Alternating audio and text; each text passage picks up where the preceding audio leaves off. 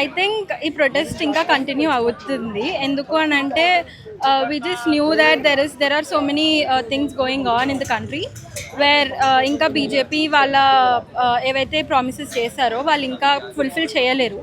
So until and unless every promise is made by the government is fulfilled, we will continue to protest. And మేము just ఇక్కడ celebration కోసం వచ్చినాము కానీ ఆ 24 hours కూడా లేదు. So we will protest continuously. So yeah. అంటే ఎప్పటివరకు ఇప్పుడు కొన్ని డిమాండ్స్ పెట్టింది అక్కడ జంతర్ మంతర్లో కూడా ప్రోగ్రామ్ క్లోజ్ అయిపోయింది. సో ఇప్పుడు గవర్నమెంట్ మీ డిమాండ్కి స్పందిస్తుంది, ఫ్యూచర్లో ఫర్దర్గా వాటిని ఫుల్ఫిల్ చేస్తారని మీరు అనుకుంటున్నారు? ఆబ్వియస్లీ ఫుల్ఫిల్ చేస్తుంది కాబట్టి ఇప్పుడు ధర్మేంద్ర ప్రధాన్ మనకి చైర్ మీద లేరు, హక్కులో లేరు, పదవిలో లేరు. సో ఆబ్వియస్లీ ఇప్పుడు as a government they have to be accountable. It's a democratic country and they have to be accountable, they have to be transparent with their public. So obviously మేమైతే youth of the India ఏమైతే అంటున్నామో obviously government should listen to whatever we speak because this is democracy and this is how the democracy should be. మీరు ఇది democracy మాకు రాజ్యాంగం ఇచ్చిన హక్కు మేము కొట్లాడుతున్నామని మీరు అంటున్నారు. వాళ్ళు అంటున్నారు వీళ్ళంతా anti nationals, funded by Pakistan, funded by China అని చెప్పి వాళ్ళు మాట్లాడుతున్నారు. నేను ర్యాపిడోకి వచ్చినా అన్నా నేను ఇడికి అండ్ ఇది ఫండెడ్ బై చైనానా, ఫండెడ్ బై పాకిస్తానా? అండ్ ఈ ట్యాక్స్ ఎవరికి పోతుంది ట్యాక్స్? గవర్నమెంట్కి కదా పోయేది. అండ్ ఎవరు ఫండ్ చేస్తున్నారు మమ్మల్ని? మేము మా బేసిక్ ఫండమెంటల్ రైట్ యూజ్ చేయడం, రైట్ టు ప్రొటెస్ట్ యూజ్ చేయడం, అది మా అంబేద్కర్ మా కాన్స్టిట్యూషన్ ఇచ్చిన రైట్ని మేము యూజ్ చేయడం. అండ్ యూజ్ చేయడానికి మేము యాంటీ నేషనల్స్ ఎలా అయినాం. And one more thing, BJP is not equal to nation. Get this thing in your head. God damn it, get this thing.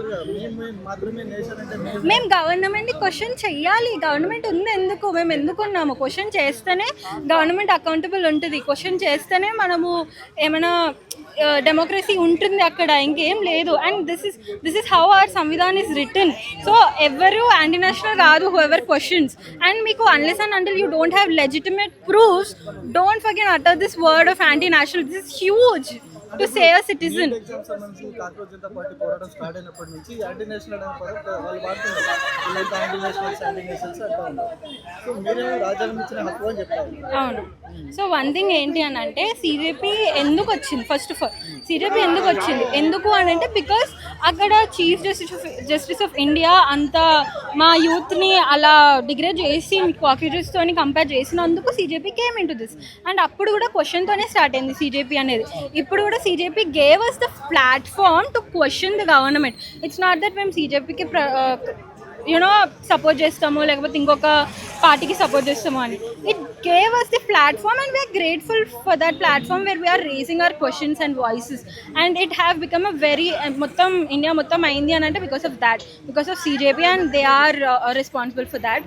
And it's not anti national. అదే supreme court chief justice రీసెంట్గా కూడా జంతర్ మంతర్ దగ్గర జరిగిన issue మీద ఆ videos చూడండి అని చెప్తే నేను చూడను, నాకు టైం లేదు అని కూడా అన్నారు. అవును. అంటే ఒక అపెక్స్ బాడీ అది ఇండియాలో, అపెక్స్ బాడీ అట్లా చీఫ్ జస్టిస్ అట్లా మాట్లాడినప్పుడు ఎట్లా అనుకోవాలి దాన్ని?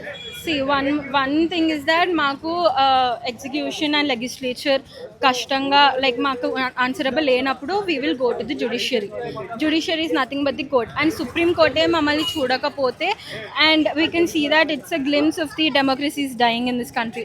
బట్ ఆఫ్టర్ దాట్ మనకి అకౌంటబుల్ ధర్మేంద్ర ప్రధాన్ అకౌంటబుల్ అయినాక we have the sequence of accountability coming from the very defence minister and also chief justice of our country saying that నేను ఇప్పుడు చూడాను అన్నాను కానీ రేపు చూస్తాను అనేసి వాళ్ళే ఒక స్టేట్మెంట్ పాస్ చేశారు ట్విట్టర్లో. You can also see that. So this are the legitimate proof that ఒక్కరు అకౌంటబుల్ మనం చేస్తే సిస్టమ్ చేంజ్ అవుతుంది, సిస్టమ్ అకౌంటబుల్ అవుతుంది. And that is the demand. So ఈ కంట్రీలో జ్యుడిషియరీ కావచ్చు, అట్లా ఎలక్షన్ కమిషన్ కావచ్చు, ఇట్లాంటి కొన్ని ఇండిపెండెంట్ బాడీస్ ఉన్నాయి, ఈడీ కావచ్చు, ఐటీ కావచ్చు, అవన్నీ కూడా ఇప్పుడు ఇండిపెండెంట్గా పనిచేస్తున్నాయని మీరు అనుకుంటున్నారు? No, I don't think so. They are working as independent bodies of our country because ఒకవేళ ఇండిపెండెంట్ అయ్యి ఉంటే ఇంత అయ్యేది కాదు. బికాస్ మేము ప్రొటెస్ట్ చేయడానికి కూడా కారణం ఇదే. ఎందుకంటే ఇండిపెండెంట్ బాడీస్ కూడా అసలు క్వశ్చన్ చేయట్లేదు. ఇండిపెండెంట్ బాడీస్ వదిలేయండి, ఆపోజిషన్ క్వశ్చన్ చేస్తలేదు కదా మేము 1 month కష్టపడితే కానీ. ఇప్పుడు రాహుల్ గాంధీ వల్లే ఇదంతా జరిగిందని చెప్తున్నారు. రాహుల్ గాంధీ ఎప్పుడు వచ్చినారు? సోనం వాంగ్చుక్ గారు ప్రొటెస్ట్ చేసినాక హంగర్ స్ట్రైక్ చేసినాక వాళ్ళని పోలీసు వాళ్ళు తీసుకొని పోయినాక ఇదంతా అయినాక అండ్ మళ్ళీ లాఠీ చార్జ్ అయినాక రాహుల్ గాంధీ వచ్చినారు. ఎవరి నుంచి ఉన్నారు? కాంగ్రెస్ నుంచి. దానికన్నా ముందు ఇదే నెక్లెస్ రోడ్లో ముఖ్యమంత్రి రేవంత్ రెడ్డి ఒక పెద్ద సభ పెట్టారు, సెలబ్రేషన్ చేసుకున్నారు. రేవంత్ రెడ్డి గారు చెప్పినంత మాత్రాన రాహుల్ గాంధీ గారు చేసినట్టు కాదు. Because we saw the news, we see the social media, we study the articles, we study the news. We are not that blinded to believe all of these comments. So ఫైనల్గా ఇది students విక్టరీయా, లేకపోతే cockroach Janata party విక్టరీయా, లేకపోతే వేరే political పార్టీల victory? Democracy victory.